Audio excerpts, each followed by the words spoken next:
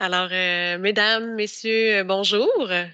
Bienvenue à cette deuxième séance publique de l'année 2023 de la Commission de l'environnement et de la mobilité. Mon nom est Joanie Belrose, je suis présidente de la Commission de l'environnement et de la mobilité. Je suis aussi accompagnée de mes collègues, Madame Laroche, Madame Lefebvre et Monsieur Deneau, qui sont élus et qui sont membres de la commission. J'ai également à mes côtés Madame Dubuc, la directrice du Bureau de l'environnement, Madame Dumoulin, secrétaire, Madame Pelchat et Madame Perron qui vont venir aborder la thématique de l'eau. En ligne, j'ai également Monsieur Fortier qui viendra nous parler également de la thématique de l'eau. Et puis, j'ai Madame Gilbert du cabinet de la mairie. Alors, je vais vous présenter également, j'ai quelques invités avec moi sur place dans la salle de l'Association pour la préservation du lac Magog. J'ai Madame Joanne Sarrazin. Bonjour. Madame Liane Savard. Bonjour. Monsieur Jacques Daudier et Monsieur Germain Thibault. Alors, bienvenue. Je pense que c'est la première fois qu'on vous accueille dans la salle. C'est un plaisir. J'ai également en ligne du couche staff, Madame Anne Bolduc. Bonjour, Madame Bolduc. J'ai du rappel Alicia Perrault et finalement du Conseil régional de l'environnement et de l'Estrie, Monsieur Philippe David Blanchette. Alors, bienvenue à tous à cette séance de commission. Alors, nous avons plusieurs dossiers ce matin. Bien sûr, toujours lecture et dépôt du procès-verbal qui nous remonte au 9 février. Les enjeux et la qualité de l'eau de nos lacs, rivières et suivi de la population de moules zébrés. Nous aurons également la présentation des interventions en réseau qui ont été effectuées en 2022 pour diminuer les apports d'eau parasites. Nous avons ajouté ce matin une résolution d'appui envers la démarche menant à une stratégie régionale contre les espèces aquatiques envahissantes. C'est pourquoi la présence du CRE ce matin. Et ce sera suivi d'une pause et ensuite on passera à la thématique du vélo avec mise en place d'une subvention à l'achat de vélos à assistance électrique, convention d'assistance financière de Moisson-Estrie. Et puis, il y aura un petit point d'information sur notre Assemblée générale annuelle de la Commission, le bilan et perspective de la Commission.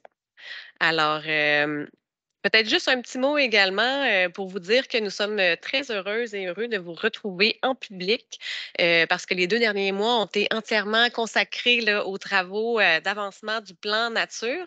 Et d'ailleurs, nous avons très hâte de vous présenter les résultats de ce long et ô combien stimulant projet le 6 juin prochain lors de notre plénier public. Donc voilà, on peut débuter la séance d'aujourd'hui. Alors, je vais passer la parole à Madame Pelchat pour un mot d'introduction.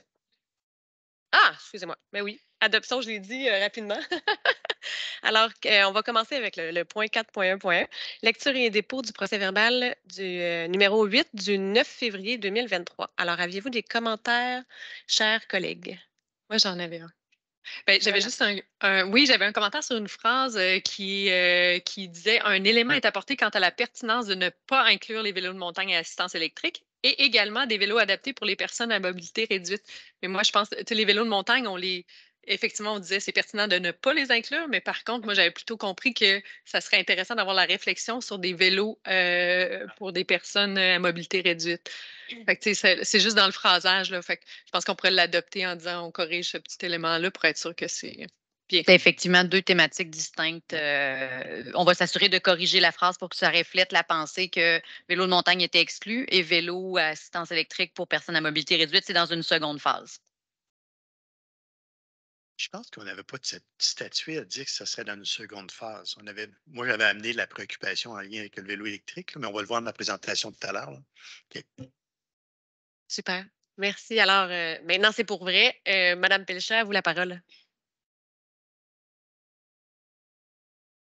J'installe le PowerPoint. Vous le voyez bien? Donc, on vient vous présenter aujourd'hui les enjeux de l'eau. La présentation va comprendre différents bilans de suivi qui ont été réalisés en 2022 pour le suivi des rivières, des plages, du lac des Nations et aussi les suivis de la population des moules zébrés qui a été réalisé en 2022. Sinon, notre collègue Jean-Pierre Fortier du Service des infrastructures urbaines viendra présenter le bilan des interventions concernant les apports d'eau parasitaires et les raccordements illicites. Pourquoi on fait ces suivis? Eh bien, c'est pour venir brosser un portrait de la qualité de l'eau, pour notamment en faire des usages récréatifs, mais aussi s'assurer du maintien, mais même de l'amélioration des écosystèmes aquatiques. Ça sert également à évaluer les répercussions des activités anthropiques qui se passent sur notre territoire, à identifier des sources de contamination potentielles pour mettre en place des mesures correctives, informer aussi les citoyens et les riverains de la qualité de l'eau et suivre la propagation des populations de moules zébrés pour mesurer les impacts sur les écosystèmes. Je vais donc laisser le soin à Nathalie de vous expliquer les principaux bilans dont le Bureau de l'environnement porte. Avant de commencer à présenter les résultats, un petit rappel rapide pour le protocole du suivi des rivières.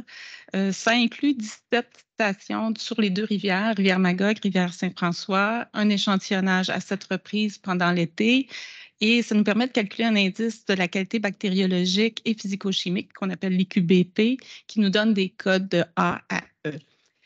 Cet indice-là, il intègre 6 paramètres. Les 3 plus importants sont en gras. C'est les coliformes fécaux, phosphore total, matière en suspension. Les 3 autres, pH, turbidité, oxygène dissous, sont un peu délaissés depuis 2022 par le ministère de l'Environnement parce qu'ils sont un peu moins significatifs. On se rend compte qu'ils sont plus reliés au milieu comme tel et moins aux perturbations anthropiques, mais on les conserve quand même. Mais disons qu'on peut évaluer les résultats avec cet œil-là. Ensuite, l'échantillonnage de l'eau en 2022 pour la rivière Magog, ça nous a donné une qualité moyenne ou satisfaisante, je devrais dire. On le voit ici, il y a beaucoup de points verts. Chaque point, c'est une station d'échantillonnage. On voit qu'il y a davantage de points verts, mais on a quand même un point jaune qui est à l'embouchure de la rivière. Et ce n'est pas relié au taux de coliformes fécaux ou de phosphore total ou de matière en suspension, mais relié justement au paramètre de l'oxygène dissous, qui était très élevé. Mais sans ce paramètre-là, on viendrait avoir une qualité moyenne ou satisfaisante comme le reste de la rivière. Il faut dire quand même que ces résultats-là sont très bons, compte tenu qu'on a eu quand même un temps de pluie sur les 7 données qui était très important. On a obtenu 56 mm de pluie dans les 24 heures d'un échantillonnage, ce qui est quand même très rare. Et compte tenu de tout ça, on a quand même gardé une belle qualité moyenne. Ensuite, pour l'échantillonnage de la rivière Saint-François, on a aussi une qualité satisfaisante. On a quand même 2 points jaunes, un à l'embouchure toujours de la rivière Magog, mais dans ce cas-ci, dans ces échantillonnages-là, parce qu'on s'entend, on échantillonne une semaine la rivière Magog, l'autre fois, la semaine d'ensuite, c'est la rivière Saint-François. Donc, dans ce cas-ci, il y avait c'était pas parce qu'il y avait un problème de matière en suspension, quoi que ce soit, c'était vraiment relié plus à des coliformes fécaux. Même chose au secteur Brompton, où on avait encore des problèmes de coliformes un peu plus élevés, disons, mais il y avait aussi des problèmes d'oxygène dissous et de turbidité, les 2 paramètres encore là qui sont vraiment plus reliés au milieu. Et on a quand même aussi un temps de pluie. Il y a des années où on n'arrive même pas à avoir un temps de pluie. Là, on a eu un autre temps de pluie qui était quand même important, de 32 mm d'eau dans les 24 heures avant l'échantillonnage. J'enchaîne avec le suivi des plages. Rappel rapide du protocole, on échantillonne 2 à 3 fois par semaine selon la plage. On a un protocole de fermeture avec, bien entendu, quand on obtient une cote D. On a un protocole de fermeture lors de précipitations abondantes pour la plage Lucien-Blanchard. Et pour la plage du secteur Deauville, on a un protocole de fermeture pour cyanobactéries. Les 3 prochaines diapos présentent les résultats de la plage Lucien-Blanchard. Ici, les barres illustrent la moyenne annuelle qu'on a obtenue dans les 5 dernières années. On voit qu'en 2022, on a obtenu une moyenne de 241, qui est quand même très élevée, mais c'est Et c'est dû à un taux qu'on a obtenu, un point d'échantillon qui était très, très élevé, probablement en rive, donc probablement lié à des oiseaux aquatiques. Mais quand on retire cette donnée-là qui est très élevée, on se retrouve, là, c'est la dernière barre à droite, là, on se rend compte qu'on est dans la moyenne annuelle. Puis je vous rappelle, on a eu vraiment un été pluvieux cette année. On a obtenu, pendant la période d'ouverture de plage, on a eu au total 250 mm comparativement à 100 mm l'année précédente en 2021. Fait qu'il faut comparer 2022 et 2021, on voit quand même que les résultats étaient satisfaisants. Toujours pour la plage Lucien-Blanchard, ici, les barres illustrent le nombre de cotes qu'on obtient de cotes A, B, C et D dans une année. Ça nous permet, si on focus, disons, sur la barre verte qui sont les codes B, mais on voit que depuis 2019, néanmoins, il y a une diminution de codes B qu'on obtient, mais disons que c'est au profit des cotes C et D qui sont plus nombreuses. C'est sûr qu'il y a quelque chose là qui nous chicote un peu, puis ça pourrait être en lien avec les oiseaux aquatiques qui sont plus abondants. C'est aussi dans un secteur quand même où le réseau d'égouts est vieillissant, donc ça peut amener certaines problématiques. On est toujours en perpétuelle recherche et réparation dans ce secteur-là. Ensuite, la troisième diapo pour la plage Lucien-Blanchard, on voulait illustrer le nombre de fermetures, de jours de fermeture qu'on a obtenus. En 2022, on en a obtenu 27, c'était notre record, là. Et puis, si on compare là, avec, si j'explique un peu le graphique, chaque barre est le nombre total de jours de fermeture. La portion bleue correspond aux fermetures préventives, alors que la portion verte correspond à des codes D. Puis j'ai superposé la pluviométrie parce qu'évidemment, on a vraiment un lien entre la qualité de l'eau de la plage et la quantité de pluie. Et puis, en plus, en 2022, je dois préciser aussi qu'on a eu une journée de fermeture où on a dû échantillonner, parce qu'on a dû échantillonner pendant une fermeture préventive, parce qu'on avait obtenu une code D. Puis dans une situation comme ça, on rééchantillonne à chaque jour, même en fermeture préventive. Ça a amené un nombre de codes D beaucoup plus important que ça l'aurait dû. Ensuite, la plage du secteur d'Eauville, on voit qu'on est on voit qu'on n'est pas du tout dans les mêmes qualités. On a vraiment obtenu des cotes moyennes de B pour l'été 2022. Ça se compare quand même aux années précédentes. J'ai fait quand même le même exercice de répartir les cotes A, B, C et D, puis juste pour illustrer à quel point on a plus de cotes A ici à Deauville qu'à Blanchard. Maintenant, le suivi du lac des Nations, le protocole rapidement, un échantillonnage du lundi au jeudi, de la fin juin à la fin août. Ça correspond aux activités de ski nautique. On a un protocole de fermeture qui ressemble à celui de la plage Blanchard, en fait, parce que c'est à proximité. Donc, une fermeture pour code D, puis une fermeture préventive lors des précipitations abondantes, une fermeture pendant 24 heures. Puis on a aussi en plus une fermeture lors de débordement du poste de surveillance de Saint-Joseph, qui est situé à l'entrée du lac. Dans ce cas-là, on ferme pendant une période de 48 heures. Dans le cas des lacs des Nations, on s'entend qu'il y a beaucoup de liens encore là avec la quantité de pluie. Ici, ce qu'on fait comme échantillonnage, qu'on va échantillonner au secteur ouest et secteur est séparément, puis on fait une moyenne aussi, mais ça nous permet parfois de maintenir des activités dans un secteur du lac et de fermer l'autre, puis de continuer quand même à offrir des usages aux skieurs nautiques. Puis on voit que le secteur ouest, c'est un secteur là, qui correspond à la barre verte. On voit chaque année qu'il est toujours un petit peu plus élevé que le secteur est. En 2022, on a eu beaucoup plus de pluie. C'était une des années les plus pluvieuses, alors qu'en 2021, c'était une des années les plus sèches. On peut comparer facilement l'impact de la pluie. Entre autres, je précise qu'on a eu quand même 55 mm de pluie à une certaine journée. Et puis, en 2022, ce qui fait qu'on a eu une cote D qui s'est étirée sur quelques jours. Je prendrais peut-être des questions avant de Oui. passer à l'autre Ah, thématique, certainement. Excusez. la population de boules zébrées. Madame Laroche? Ben, petite question, parce qu'on fait beaucoup de liens, évidemment, avec les pluies de 2022 qui ont été abondantes, mais vous avez aussi mentionné la présence de plus d'oiseaux aquatiques, mais quand on parle de pluie, c'est donc directement lié toujours à notre réseau, au déversement et tout, et non pas, c'est ça qui est le plus majeur dans ce cas-là, j'imagine. Oui, mais en même temps, c'est sûr que la pluie va amener un lessivage du sol, donc un nettoyage.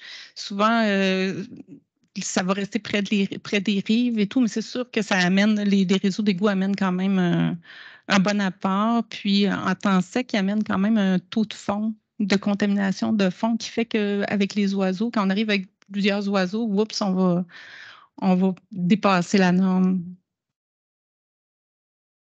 Question, c'est juste pour ma connaissance personnelle, mais oxygène dissous, on disait tantôt que c'était pas nécessairement associé à des problématiques humaines, mais ça veut dire quoi concrètement de l'oxygène? Oui, c'est beaucoup lié aux plantes aquatiques, entre autres, parce que c'est sûr qu'on a le processus de photosynthèse qui vient générer de l'oxygène, mais pendant la nuit, les plantes cessent la photosynthèse, mais la respiration des organismes du cours d'eau va continuer, fait que l'oxygène va diminuer. Fait que souvent, l'oxygène va être très élevé le jour, mais peut diminuer beaucoup pendant la nuit, puis le matin. C'est ce qui fait que, dépendamment de l'heure de la journée où on prenait la mesure, on prend la mesure, l'oxygène dissous va être différent. Fait que des fois, de la première station du matin versus la dernière de la journée, il y a une variation, mais ce n'est pas nécessairement lié à la station comme le moment de la journée. Merci, Madame Perron. Monsieur Deneau? Pour le commun des mortels, quand on dit que la condition de l'eau est bonne, ça représente quoi? Comme père ou mère de famille dire, bon, les enfants peuvent se baigner, sûrement pas bouche ouverte dans l'eau.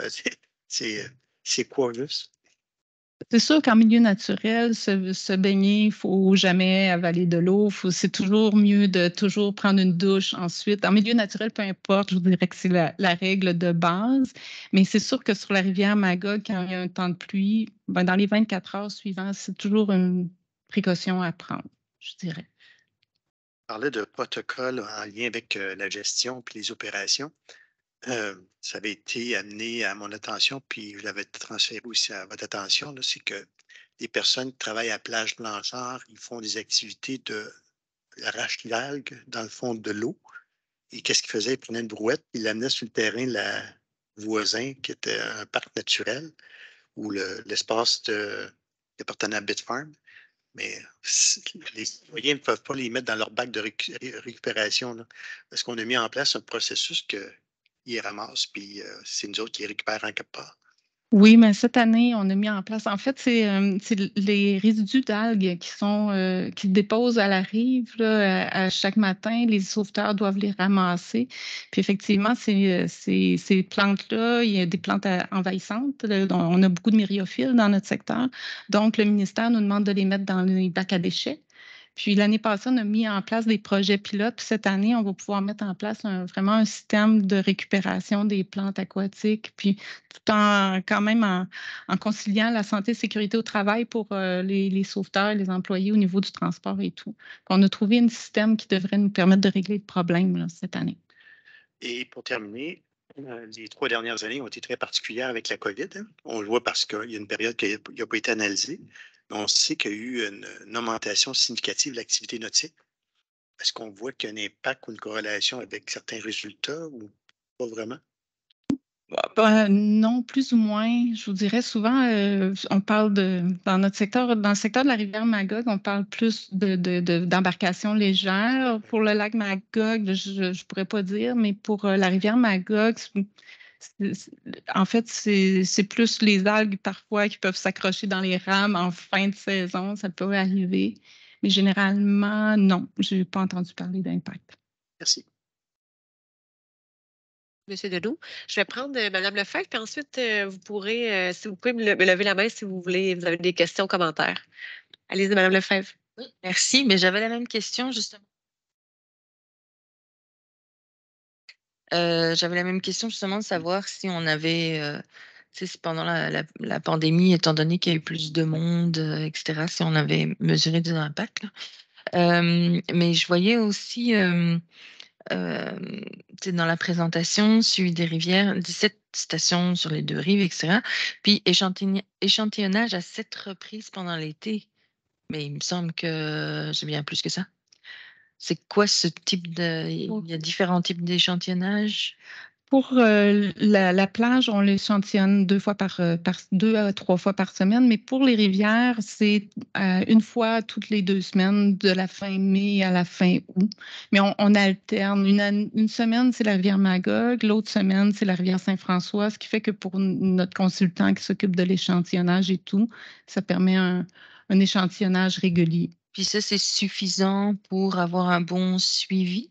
C'est sûr qu'un échantillonnage, ça reste une photo d'un moment précis. Hein. Ça a ses limites en termes. Oui, tout à fait. Puis, il faudra réfléchir à trouver peut-être d'autres paramètres qui permettent d'intégrer peut-être la qualité de l'eau sur plus longtemps, mais pour le ou un moment, c'est ce qu'il y a de mécanisme, plus courant. justement, après qu'il y a un événement comme beaucoup d'eau ou des choses comme ça, peut-être que ce serait intéressant d'aller les chercher Oui. dans ces moments-là plus précisément. Je ne sais pas, là, Oui. au niveau technique, je ne le sais pas, mais il me semble qu'il y a peut-être quelque chose de plus pertinent que d'alterner une semaine sur 2 pour vraiment aller Ben, bien avoir une bonne photographie. ouais, en fait, vous avez raison. On essaie d'aller chercher au moins 2 temps de pluie dans notre été. Puis avec le consultant, on se permet de déplacer parfois, c'est censé être toujours le mardi, on se permet d'aller chercher un mercredi ou des fois même de devancer un lundi, mais généralement plus le mercredi pour aller chercher un temps de pluie. Ce qui nous limite, c'est vraiment le transport des échantillons au laboratoire d'analyse qui n'est pas à Sherbrooke. Donc, il faut que ce soit un transport par autobus, il faut que ce soit analysé rapidement. Donc, on ne peut pas jouer tant que ça avec la journée de la semaine, mais c'est vraiment notre objectif d'aller chercher deux temps de pluie. Mais bizarrement, c'est difficile à obtenir. Hein. Parce qu'on veut un temps de pluie quand même de 10 mm en 24 heures pour qu'il y ait un impact sur la qualité de l'eau. Puis, c'est pas si évident. Madame Péchat, vous avez un complément? Oui, bien, c'est de mentionner, puis je ne me souviens pas si tu l'as dit, mais lorsqu'on échantillonne, c'est comme une photo Polaroid. C'est au moment précis, ce qui fait que ce n'est pas nécessairement comme ça qu'on obtient une évaluation de la qualité de l'eau de façon globale. C'est des suivis sur plusieurs années où on analyse l'ensemble des données et on voit les tendances, si ça s'améliore ou pas. Il y a quelques années, on l'a fait avec le COGESAF, cet exercice-là. Puis le constat, c'était qu'à travers le temps, la qualité de l'eau ne s'était pas détériorée malgré l'urbanisation qui se poursuit. Ce qui fait que c'est quand même un constat positif. Puis on verra par le futur si notre but, c'est pas de venir maintenir et même améliorer la qualité de l'eau aussi. Là. C'était bon, Madame Lefebvre? Oui. Super. Monsieur Blanchette? Oui, bien, M. Deneau a mentionné qu'il y avait des riverains qui arrachaient des plantes aquatiques. Je me suis peut-être trompé. Ils ramassaient sur la plage. C'est plus les travailleurs à la plage municipale Blanchard. Je voulais juste mentionner, en fait, que si vous arrachez du Myriaphila-hippie, c'est une bonne façon de le propager parce que ça se disperse par fragmentation, que ce serait la pire chose à faire, en fait. Donc, c'était tout ce que je voulais vous dire. Merci pour l'information. Monsieur Dodier?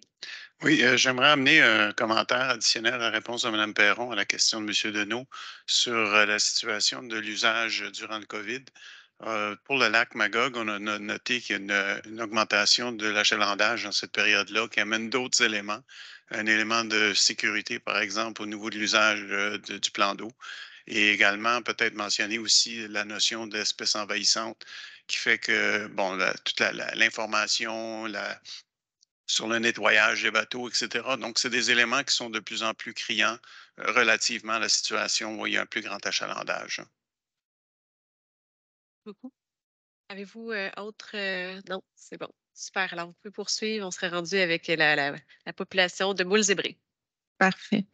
Donc, l'inventaire des populations de moules zébrés, c'est un suivi qui est réalisé par le ministère de l'Environnement, de la lutte contre les changements climatiques et de la faune et des parcs, et en collaboration avec le Memphremagog Conservation.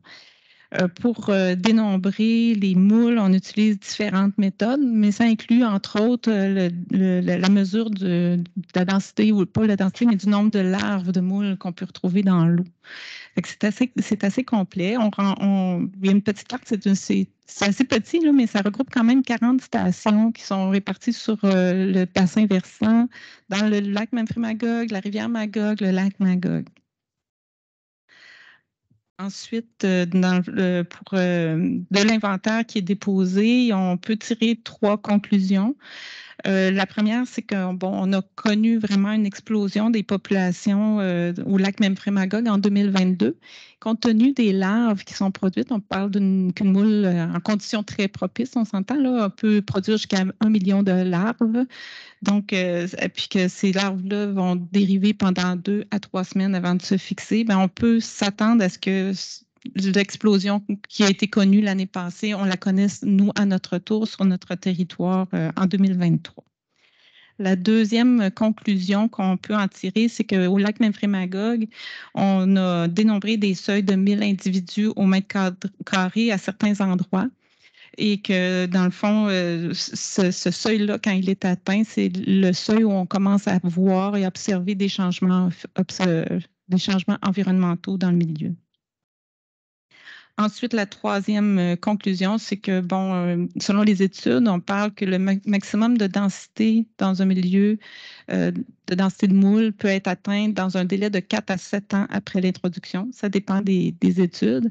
Mais comme nous, notre première observation de moules a été faite en 2019, on pourrait s'attendre à un maximum atteint en 2026. Donc, on est vraiment encore en progression.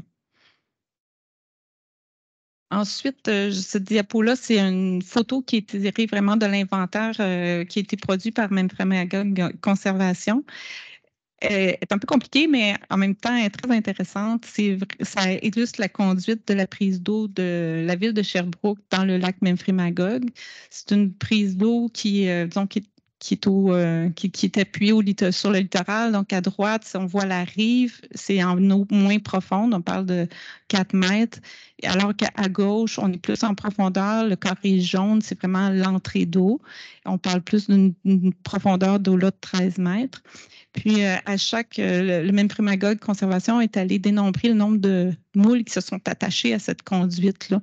Et on voit que, dans les zones moins profondes de 8 mètres, 4 mètres, on leur retrouve quand même une densité importante de 8000, 3600 individus au mètre carré. Mais quand on s'approche de l'entrée d'eau du carré jaune, où on est à 13 mètres, on parle plutôt de 120 individus par mètre carré. C'est sûr que on est en début, on ne sait pas comment tout ça va évoluer, mais pour le moment, on voit un élément qui pourrait être encourageant. Ensuite, je fais un petit rappel sur le plan de lutte qu'on a mis en place contre la moule zébrée. On a mis en place quelques actions. Le premier, c'est le poste de lavage qui est permanent au parc de la plage municipale dans le secteur d'Eauville. On a aussi des activités qu'on essaie de répéter à chaque année de poste de lavage mobile, particulièrement, on vise particulièrement la rampe de mise à l'eau de la Pointe près du parc Blanchard et qui on espère pouvoir répéter en 2023.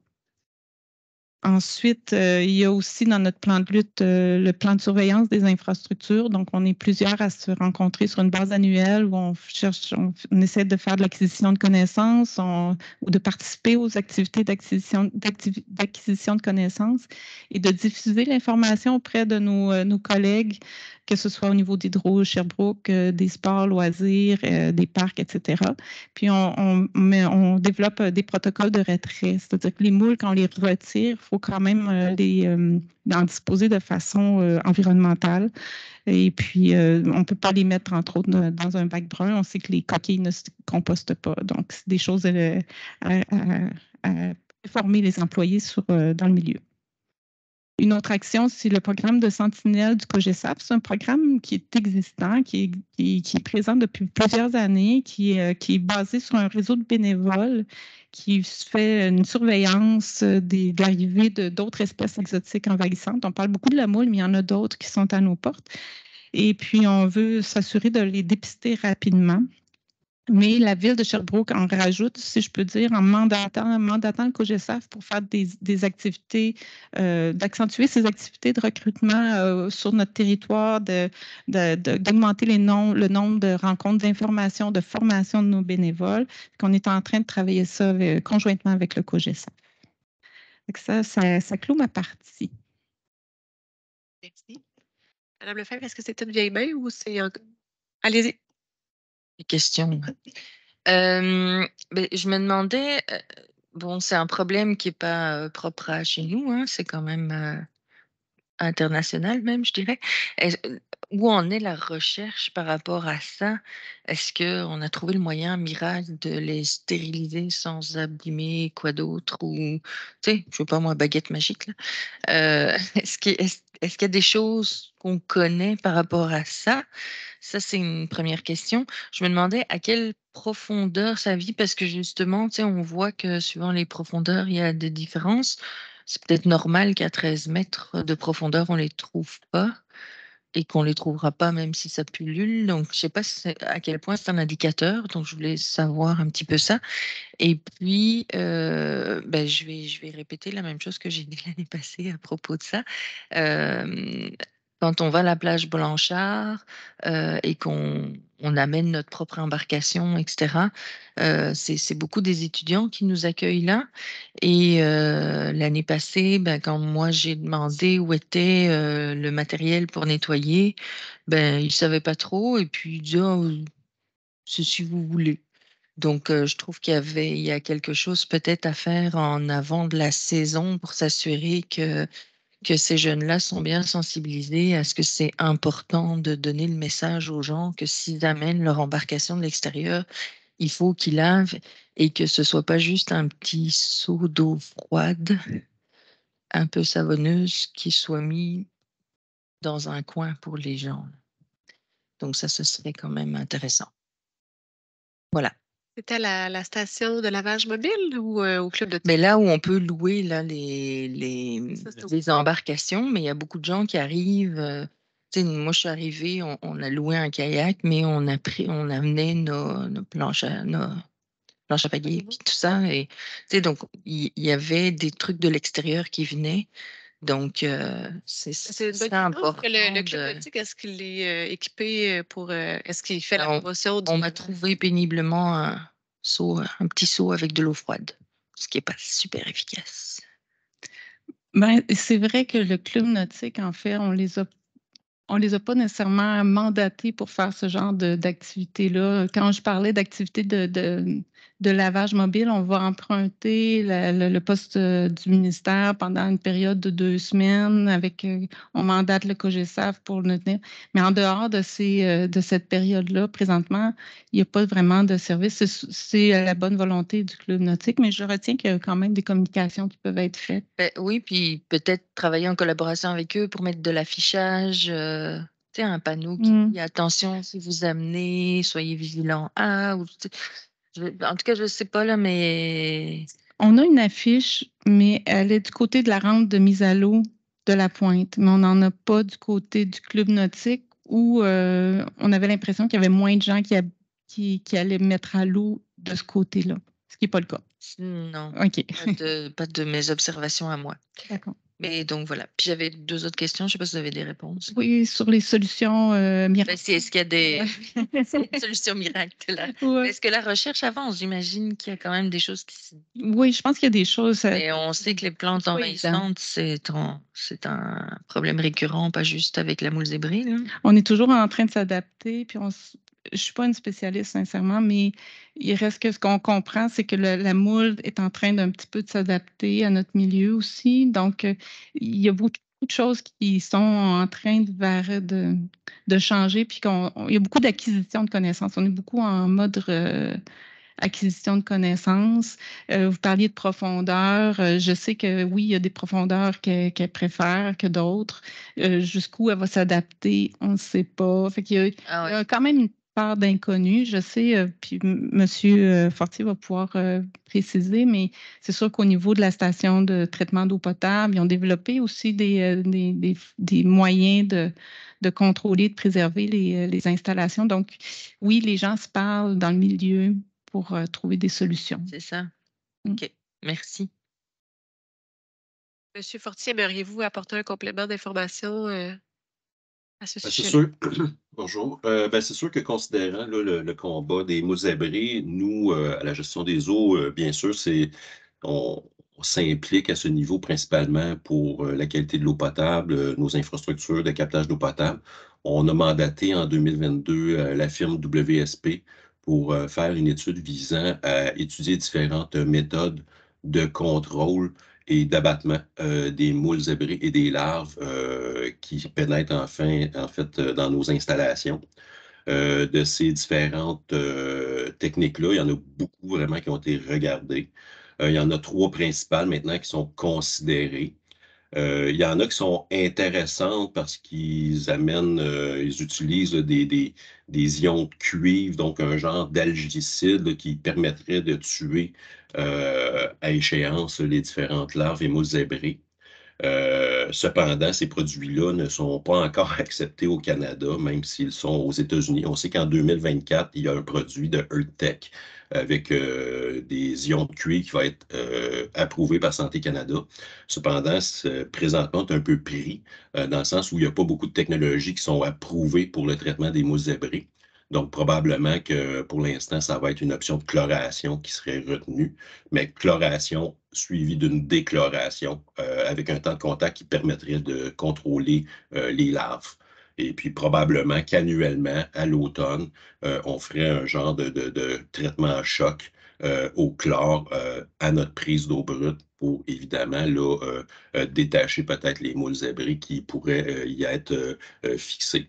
Cependant, au niveau de la qualité de l'eau potable, au niveau du traitement de l'eau, rien n'engage là, la pérennité des installations présentement. Les équipes en place font un contrôle strict et un suivi strict de nos équipements pour s'assurer que la moule n'infeste pas les installations de façon dramatique.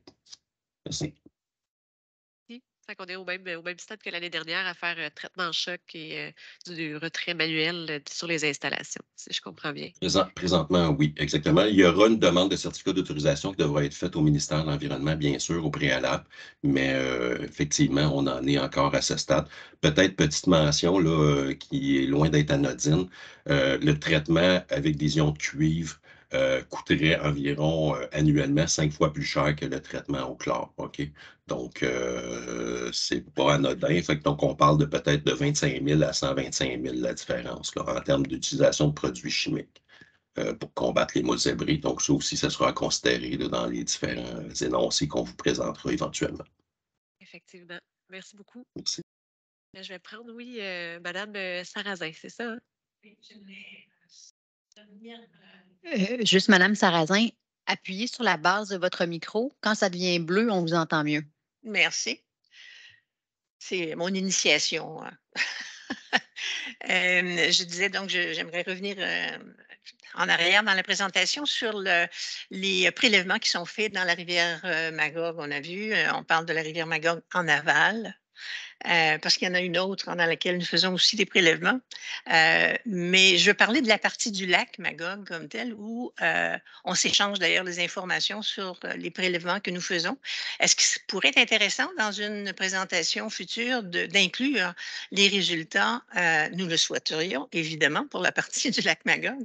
On aurait le portrait plus complet et ce serait intéressant de comparer qu'est-ce qui change entre la qualité de l'eau du lac et la qualité qu'on retrouve ensuite dans la rivière.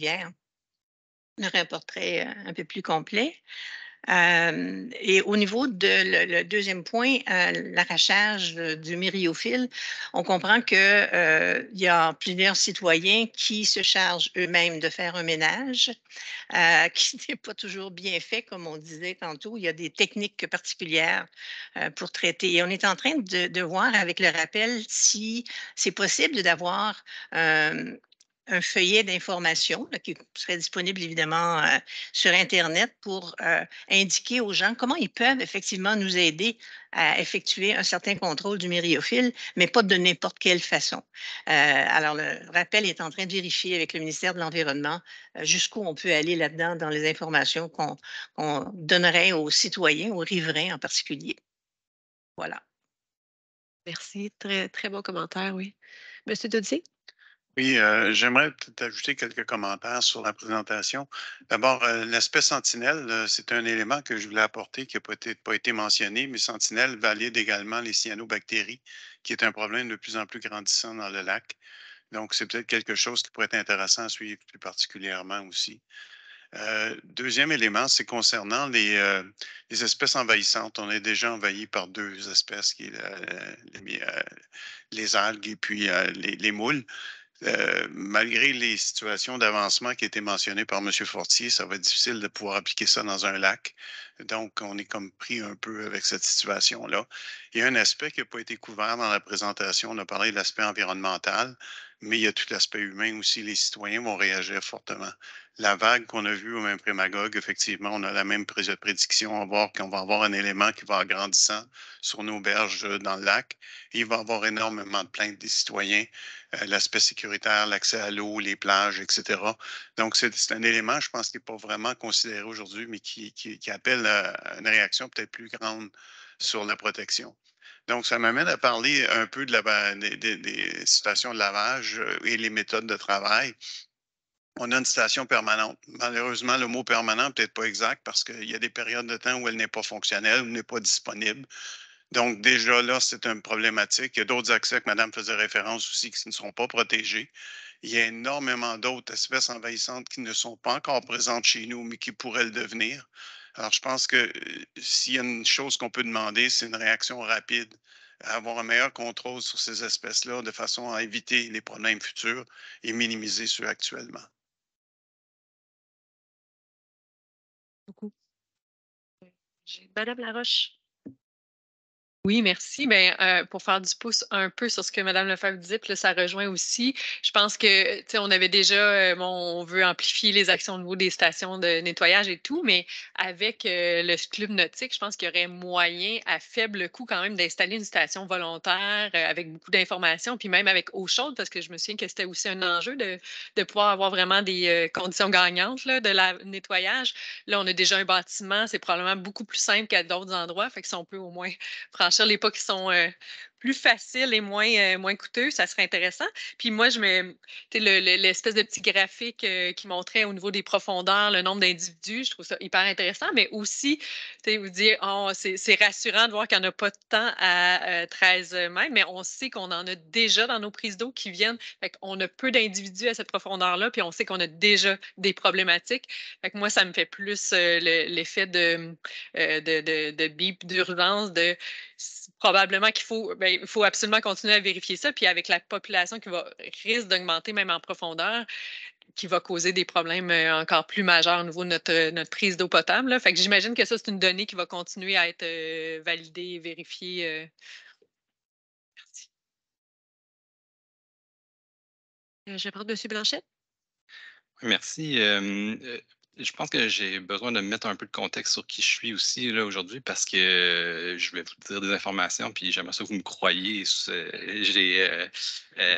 J'étais jusqu'au mois d'août passé chez Bleu Massawippi. Bleu Massawippi qui est l'organisation qui s'occupe du lac Massawippi, l'association de riverains qui s'occupe du lac Massawippi. J'ai travaillé à mettre en place la réponse à la découverte de la moule zébrée dans le lac Massawippi. C'est moi qui ai organisé le programme de plongée qui est en cours à l'heure actuelle. Et donc, la question des moules zébrées, c'est une question que je connais beaucoup. On a eu beaucoup d'interactions avec des gens du ministère de la Faune, les gens du MPO. J'enseigne à l'université, fait que j'ai fait faire des revues de littérature sur la moule zébrée. Je voudrais juste dire ça d'abord pour pas que vous pensiez que je dis n'importe quoi à travers mon chapeau. je voudrais revenir sur le diagramme que Ariane nous a fourni de MCI parce que je connais bien Ariane. Je sais, elle a plongé au lac Massawippi et elle plonge avec Denis Mongeau, qui était l'officier de plongée de Bleu Massawippi. Et dans le fond, est-ce que ce diagramme-là tient compte des nettoyages récurrents qui ont été faits à l'entrée de la prise d'eau? Parce que Ariane sont allés plonger très régulièrement, puis ça m'étonnerait qu'il ait nettoyé l'ensemble du tuyau à chaque plongée parce que c'est quand même des tâches qui sont extrêmement difficiles. Puis elle me disait la dernière fois qu'elle était allée, ça date un peu quand même, c'est l'année passée, donc, mais le constat, c'était pas 120 là, par mètre carré, c'était des milliers par mètre carré. Il n'avait même pas compté les individus, il les avait pesés, il avait fonctionné au poids. Donc, fait que, première question, puis deuxième remarque, là, on parle d'adaptation de vos infrastructures. Là. Il n'y a absolument aucune chance d'éradiquer les moules zébrés dans le lac Memphremagog. Aucune. Je ne vais pas brûler mes punches pour ma présentation de tantôt, mais la ville de Kingston, en Ontario, est prise avec des moules zébrés depuis dans les années 90, 1995, 97, quelque chose comme ça. Ils ont essayé plusieurs méthodes là, pour essayer de s'adapter, notamment parce qu'on voit ce diagramme-là, puis on se dit, mais peut-être que si on rallongeait la prise d'eau puis qu'on la descendait un peu plus creux, le problème avec les moules zébrés, c'est qu'elles filtrent l'eau. Et en filtrant l'eau, elles permettent à la lumière de pénétrer encore plus bas, donc aux nutriments de descendre encore plus bas. Et donc, ils ont essayé de faire ça avec leur prise d'eau et ça n'a pas fonctionné. Le seul traitement possible, ça, M. Fortier, que j'ai eu l'occasion de rencontrer dans d'autres circonstances, d'ailleurs, je l'en remercie beaucoup, a raison là, que c'est simplement des traitements à l'intérieur de la prise d'eau. Et ça, vous êtes pris avec ça pour toujours. Là. On ne peut pas y échapper. Fait que je ne sais pas si pour la concentration, si ça tenait compte du fait que l'embouchure avait été nettoyée régulièrement depuis 2018, parce qu'il y a des plongées très régulières qui se font en fait pour visiter les prises d'eau. Si je me souviens bien de la présentation d'Ariane, effectivement, elle mentionnait que c'est dans ses paroles de mentionner qu'il y en avait moins en profondeur, puis qu'on pouvait peut-être faire un lien. Comme je mentionnais tout à l'heure, ça peut être encourageant, mais on ne peut pas se garantir de ça du tout. Mais elle avait mentionné dans la présentation de son rapport. Ça, c'est vrai, effectivement, que plus on descend en profondeur, moins il y a des grandes concentrations, mais à partir du moment où il y a des concentrations dans les tuyaux, c'est trop tard. Là. T'en prends juste une pour que ça contamine l'entièreté du réseau.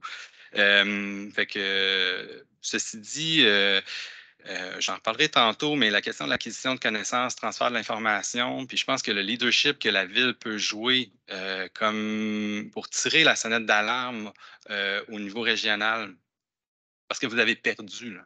C'est terminé. Et c'est perdu. Mais en même temps, la rivière au centre-ville, vous êtes aussi un point de contamination pour toute l'Estrie.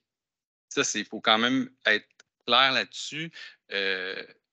On l'a vu là, pendant la pandémie, comment ça marche, la transmission. Là. Quand on est malade, on se met un masque puis on ne sort pas. Là. C'est la même chose quand on a des moules zébrés dans un cours d'eau.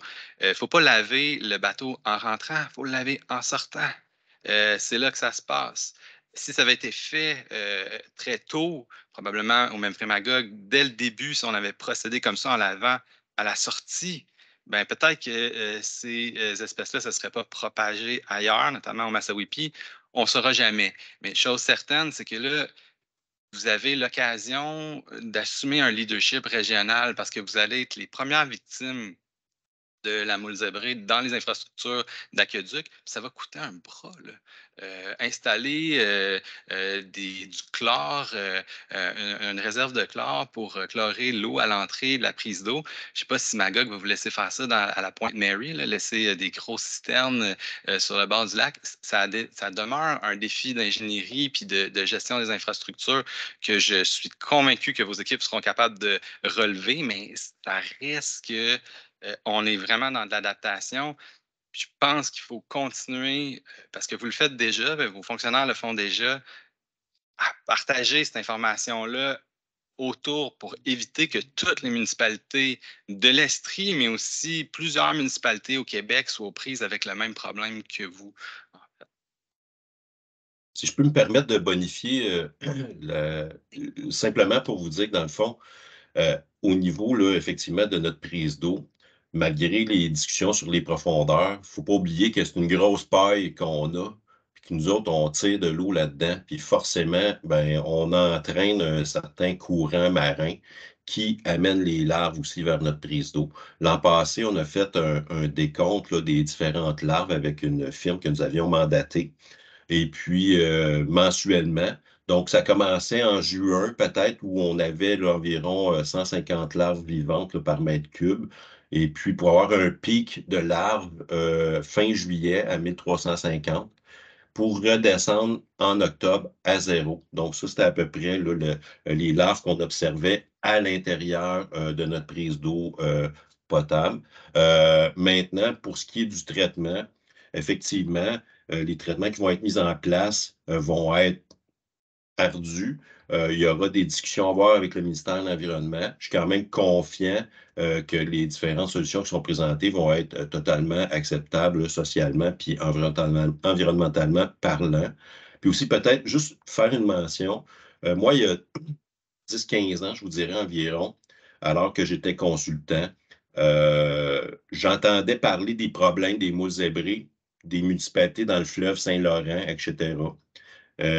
Puis après ça, j'ai comme arrêté d'en entendre parler. Donc, il y a un contrôle de population qui s'est fait d'une certaine façon que j'ignore. Puis je ne veux absolument pas prétendre là, en savoir plus que ça, sinon que aussi, ben, il peut y avoir des éléments de l'environnement qui vont venir éventuellement combattre ces moules zébrés-là, puis peut-être nous permettre d'atteindre un équilibre entre les deux. Donc, je voulais juste mentionner que le problème, il y a 15 ans, dans la zone du Saint-Laurent, n'est plus aussi préoccupante qu'elle l'était. Il y a encore des municipalités, puis comme la société portuaire de Bécancour, que je me rappelle, eux, à chaque année, ils font un traitement, mais la problématique est beaucoup moins grande qu'il y a 15 ans. Ceci étant dit, je ne suis pas biologiste, etc., mais je voulais quand même mentionner ces éléments-là. Merci. Merci beaucoup. Madame Lefebvre? Oui, mais j'avais une petite question de clarification par rapport à ce que vous avez apporté, M. Doudier. Vous parliez de plaintes de citoyens, des plaintes de citoyens usagers des cours d'eau ou des riverains ou quel type de plainte C'est une projection que je fais présentement basée sur ce qu'on voit au Magog, la population de moules qui va augmenter. On s'attend effectivement à ce qu'il y en ait la même situation dans le lac Magog. Donc, on s'attend par défaut à ce que les gens commencent à avoir des réactions par rapport à ça. On a eu beaucoup de questions dans la dernière AGA et déjà, on commence à observer des populations de plus en plus grandissantes. Imaginez quand vous enlevez votre quai, vous avez des milliers de moules. C'est clair qu'il va y avoir des plaintes. Et puis, éventuellement, il y a la notion de sécurité pour les pieds, etc., pour la baignade, tout ça qui va s'en suivre. Et donc, c'est plus les riverains là qu'on va... Moi, je m'attends à ce qu'effectivement, on parle beaucoup de la notion environnementale, mais il va y avoir la notion humaine aussi, je pense, qui va être à considérer à court terme. Là. OK, parfait. Merci. Merci. Oui, on a tout intérêt à partager. Je pense que c'est quelque chose qui revient, là, partager l'information le plus possible. Alors, on serait rendu au deuxième point avec M. Fortier sur les interventions là, qui ont été faites en 2022 sur notre réseau aquatique et l'égouts. Merci.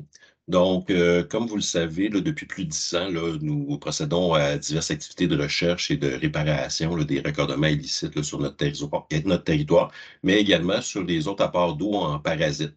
Les apports d'eau parasites, c'est quoi? Ça peut être de l'eau, de l'infiltration qui se fait dans nos réseaux d'égouts pluviaux. Ça peut être de l'exfiltration des conduites sanitaires vers le réseau pluviaux qui vont contaminer l'environnement.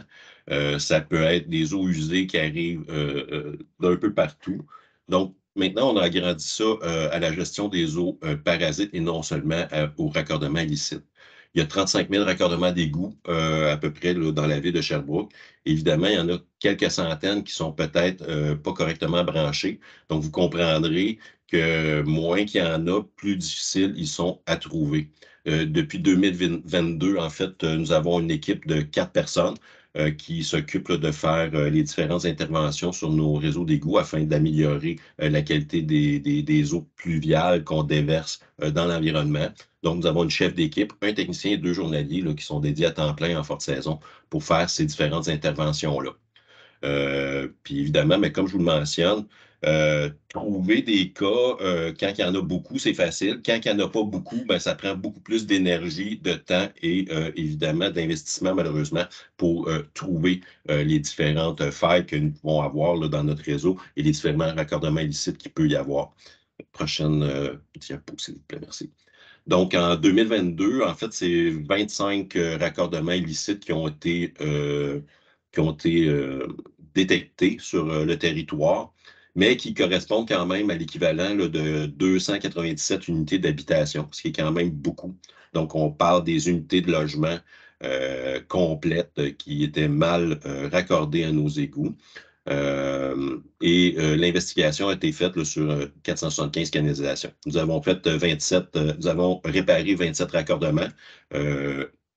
Pas 27 et pas 25, c'est qu'il y a des raccordements de 2021 illicites qui ont été réparés seulement là, en 2022 là, pour les raisons évidemment évidentes de la température.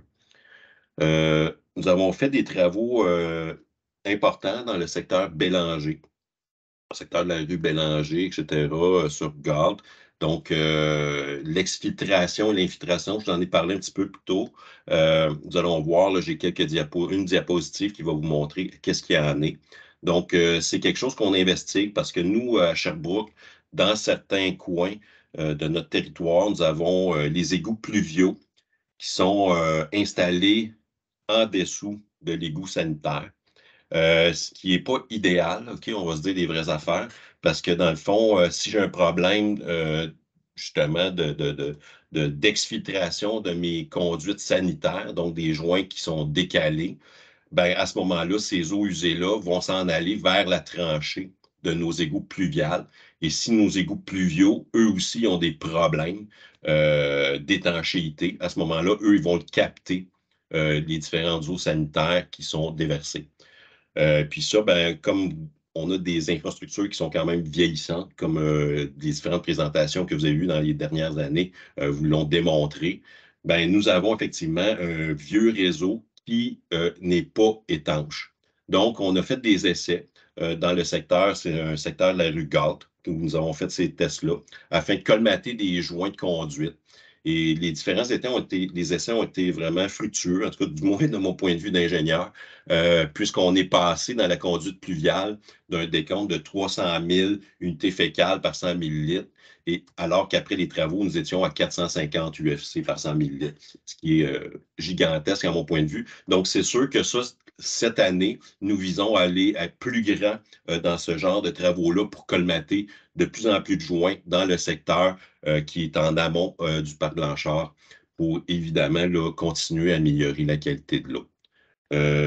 Les équipes ont également fait une mise à jour de nos différents exutoires pluviaux au nombre de 260 afin de faire une révision des stratégies d'investigation pour cette année. Donc, l'an passé, on a ausculté 62 exutoires, puis 21 ont présenté malheureusement une contamination fécale. Prochaine diapo. Donc, une des interventions majeures qu'on a faites, pour peut-être certains, le bâtiment derrière vous dit probablement quelque chose. Donc, c'est la correction d'un raccordement inversé qui a été détecté à l'Université de Sherbrooke, donc le pavillon des sciences. L'Université de Sherbrooke a assuré son entière et pleine coopération dans la réalisation de ces travaux-là, mais ça a quand même nécessité la reconstruction de 70 mètres de conduite qui s'étaient affaissés. Donc, on remercie évidemment la participation puis la collaboration des différentes institutions ou commerces et même industries quand on trouve ce genre de raccordement illicite-là. En général, les gens se retroussent les manches et participent activement à corriger la situation. Prochaine diapositive. Ça ici, c'est la réparation in situ du secteur Bélanger. Donc ici, on voit là, le tronçon là, en vert là, je pense, c'était une 50aine de mètres, là, peut-être qu'on avait fait. Donc on commence par faire une inspection télévisée des différentes conduites.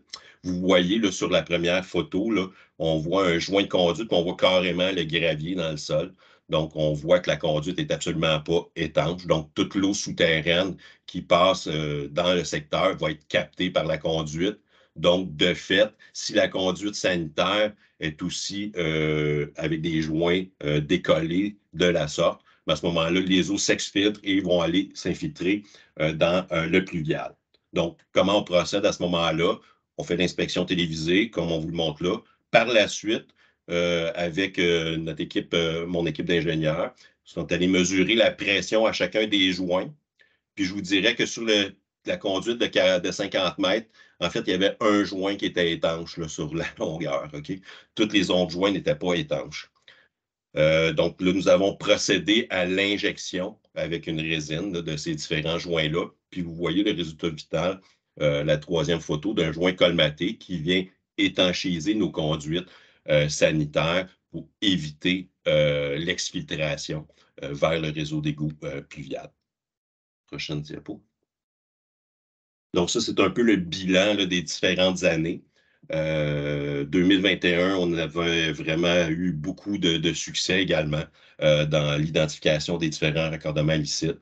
Maintenant, avec les unités d'habitation équivalentes, ben, vous voyez qu'en 2 ans, c'est tout près là, de. Ben, en fait, c'est exactement, non, c'est 510 unités d'habitation que nous avons identifiées et qui sont maintenant conformes et qui ne rejettent plus d'eau usée dans notre environnement. Donc, nous sommes très fiers là, de ces résultats là.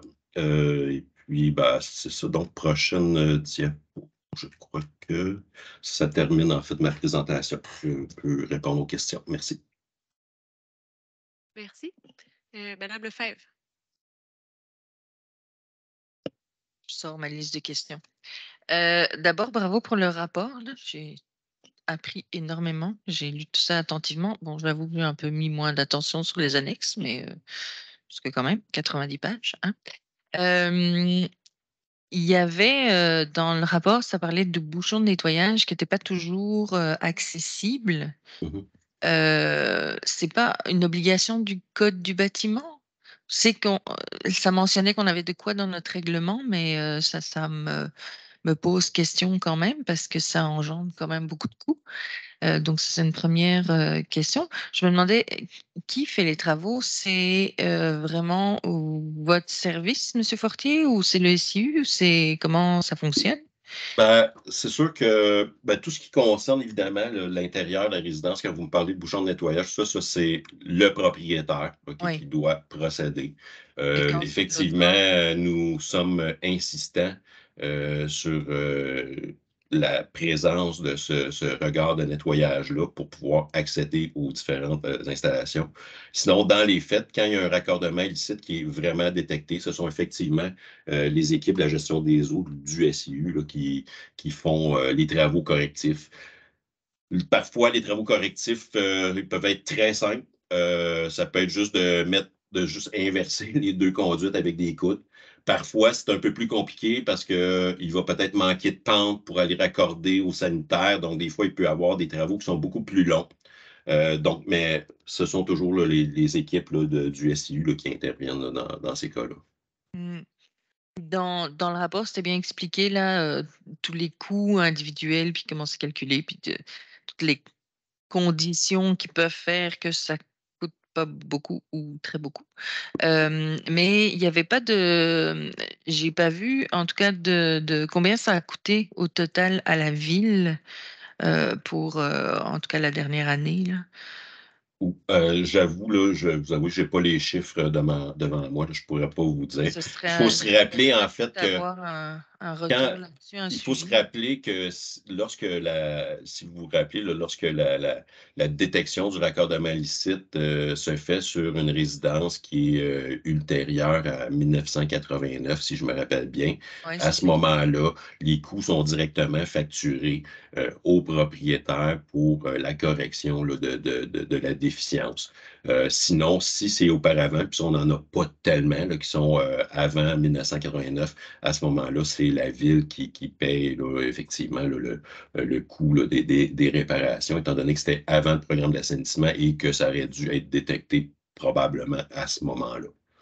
Mais j'ai malheureusement pas là, le détail des différents coûts là, qui ont Mais, été engagés à ce niveau-là.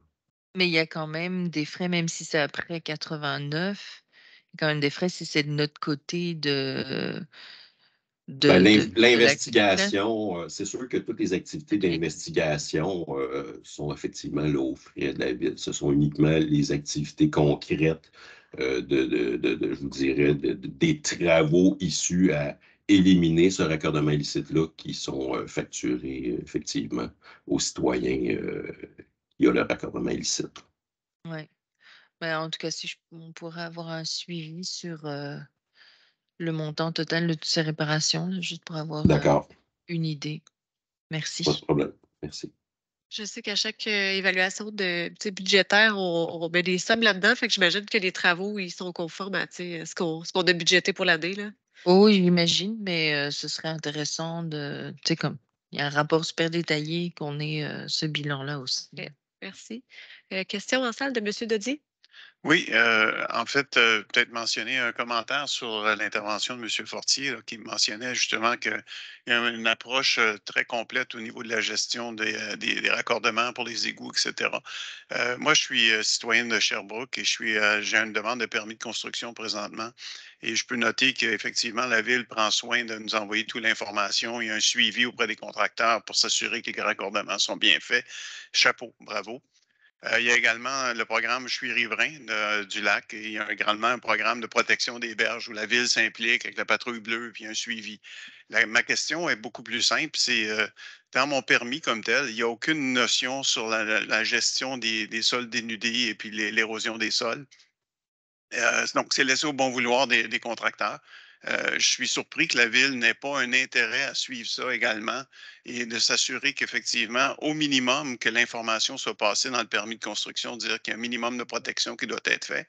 Ça, en tout cas, moi, je ne l'ai pas vu dans ce que j'ai reçu de la documentation de la Ville.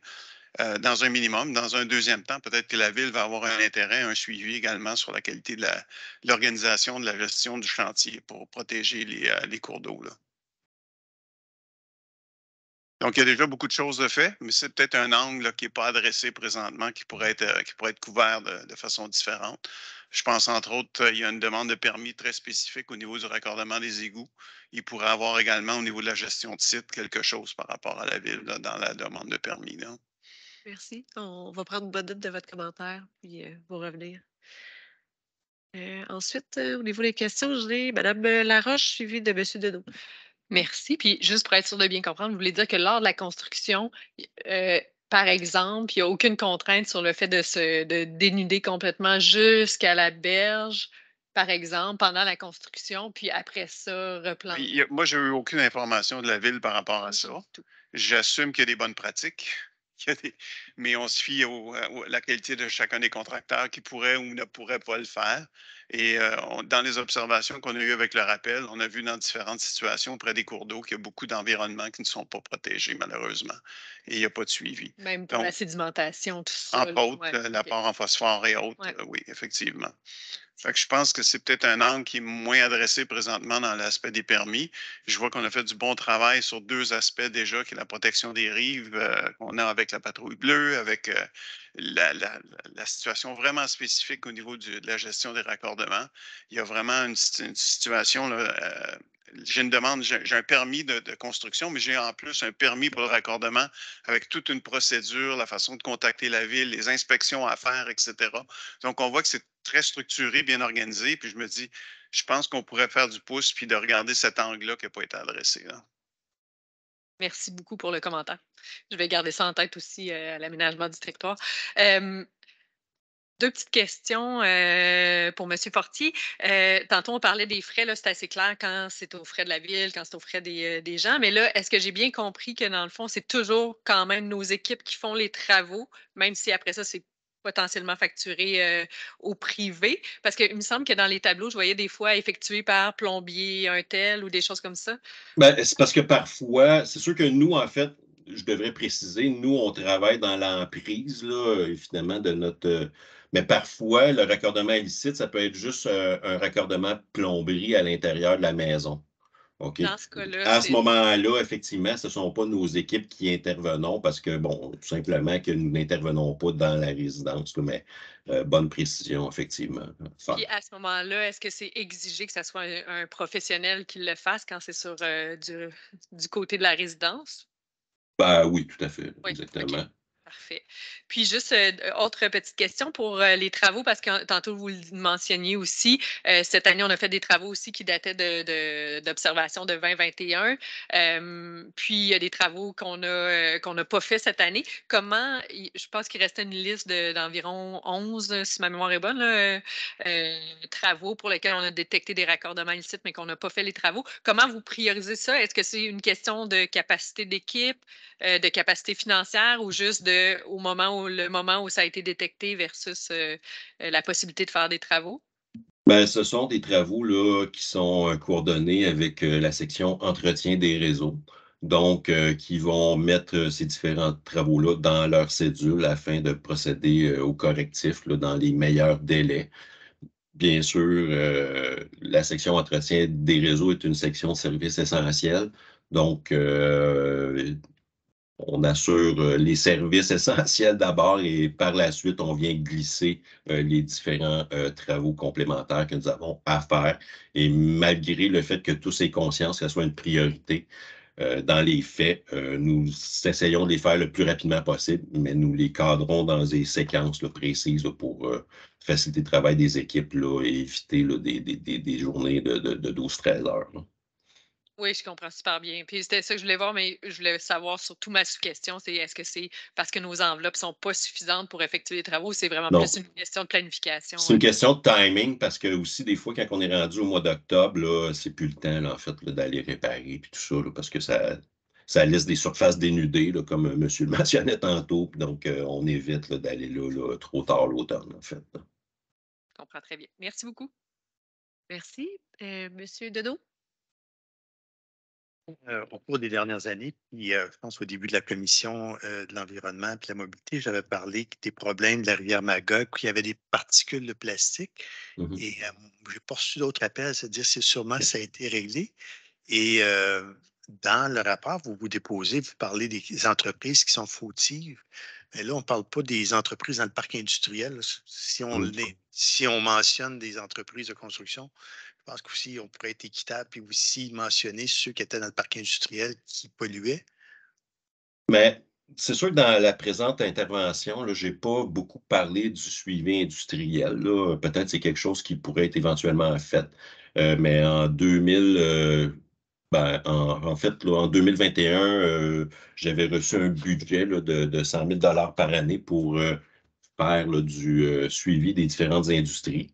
Et au niveau des rejets des égouts sanitaires qui s'en vont dans nos égouts à la station d'épuration. Mais nous avons également procédé à différentes interventions en lien avec notre règlement sur justement ce qui s'en va dans les égouts pluviales. C'est pourquoi, M. Deneau, je peux vous dire qu'il y a une des industries du parc industriel qui a été mise à l'amende au mois de décembre dernier pour des particules de plastique observées dans des puisards à proximité de leur site. OK? Donc ça, l'amende a été mise. C'est une première infraction. Maintenant, on les suit, puis je vous dirais qu'on les colle pour éviter que cette entreprise-là ne réitère et qu'elle procède finalement un peu à un nettoyage de son terrain, puis qu'elle évite que des particules de plastique se ramassent dans les égouts pluviaux. Donc, ça aussi, nous avons commencé à faire des suivis beaucoup plus, je vous dirais, exhaustifs, avec des dents également auprès de ces industries-là qui émettent des particules dans l'environnement. Il y avait aussi l'année précédente la mousse blanche qu'on voyait ou la bourreau Ouais. blanc qui venait de quelqu'un qui l'avait éplanché, puis À moins que je me trompe, là, il déversait le contenu dans le pluvial aussi, là. Ça, je vais vous avouer, là, c'est effectivement, là, on en a. Des fois, ça peut être un raccordement d'une laveuse qui est dans le pluvial. Je me rappelle, il y a 2-3 ans, le ruisseau Perché, là, c'était une problématique. Il y a aussi les écumes, il y a des écumes biologiques. Fait que des fois, c'est pas évident, hein. C'est une écume qui vient d'un sulfate quelconque, d'un produit nettoyant, ou c'est une écume biologique qui est créée par tel pollen ou whatever, tel animal. Mais évidemment, nous sommes à l'affût de tout ça, puis c'est important, là, effectivement, aussi de nous tenir informés. La population sont nos yeux, hein, également. C'est important que nous, on ait les informations précises là-dessus pour qu'on puisse justement aller investiguer, puis par la suite, là, agir pour éviter là, qu'il y ait de nouvelles contaminations de la sorte, là. Et pour terminer, Madame la Présidente, là, moi, je tiens à féliciter votre travail, M. Fortier, là, puis l'ensemble des gens du service, parce que ça a été mis en place, je vous dirais, il y a 7 ou 8 ans à peu près, là, puis les résultats sont quand même très concluants. Ça en lien beaucoup des plaintes qui venaient des riverains en lien avec la qualité de l'eau. Puis on a commencé à attaquer beaucoup le secteur Quatre-Pins, puis autour de la plage Blanchard, puis aujourd'hui, ça porte fruit, là. Donc, félicitations. Puis je pense qu'il ne faut pas lâcher le morceau. Il en reste quand même des contraignants qui sont de façon des fois volontaire ou involontaire, là. Puis on le voit aussi, là, les coûts sont quand même, on parle entre 5 000 et 12 000 pour refaire leurs installations ou les mettre conformes. Moi, je pense qu'en signe d'équité, pour tous ceux qui les ont mis conformes, il faut continuer à faire la répression auprès de ceux-là. Tout à fait. Merci. Ben, je vous remercie. Alors, merci, Monsieur Fortier, Mesdames Perron et Pilchat pour les présentations de ces bilans 2022. Alors, ce sont des dossiers qui vont cheminer vers le conseil municipal. Et maintenant, nous serions rendus à la présentation de la résolution d'appui envers la démarche menant une stratégie régionale contre les espèces aquatiques envahissantes. Alors, démarche du Conseil régional de l'environnement de l'Estrie. Alors, je céderai le micro à Monsieur Blanchet. Oui, merci. Je pense, avec les discussions qu'on a eues plus tôt, que la résolution tombe à point. Si vous pouvez me permettre quelques éléments de contexte, je ne sais pas, Mme Dubuc, oui, parfait. Quelques éléments de contexte. En fait, le Conseil régional de l'environnement de l'Estrie pilote depuis 2018 la table sur les espèces exotiques envahissantes. Ce que c'est, en fait, une table de concertation où on invite des organismes de bassins versants, des OBNL, des associations de riverains, les ministères concernés, donc MPO, MLCC, FP. Donc, tout le monde est invité à la table et la table servait, en fait, d'une part à faire de la formation des acteurs locaux sur le terrain, maintenir une veille. Donc, on a parlé tantôt du réseau Sentinelle. On a développé à la table un outil encore mieux que Sentinelle. On la rend disponible d'ailleurs. Les associations y ont accès dans notre intranet. Donc, on collige les données, les occurrences. Et donc, la table sur les espèces exotiques fonctionne depuis 2018. Depuis l'apparition de la moule zébrée dans le Massawippi, il y a eu une augmentation des demandes des municipalités pour développer des stations de lavage, ce genre d'initiative-là, faire de la sensibilisation. Mais en fait, tous les éléments que vous posez comme question ici, en fait, sont sur les lèvres de plusieurs conseils de ville un peu partout en Estrie. Et l'objectif, finalement, c'était de développer. On s'est dit, il faut arrêter de penser qu'on va pouvoir installer 600 000 stations de lavage sur les 600 000 lacs du Québec pour prémunir tous ces lacs-là des espèces exotiques. Ça prend une autre approche. Il faut qu'on arrive à inverser un peu la façon de penser, où là, à l'heure actuelle, le fardeau de la lutte revient sur les épaules des municipalités, des associations de riverains, la plupart du temps, dans le niveau aquatique.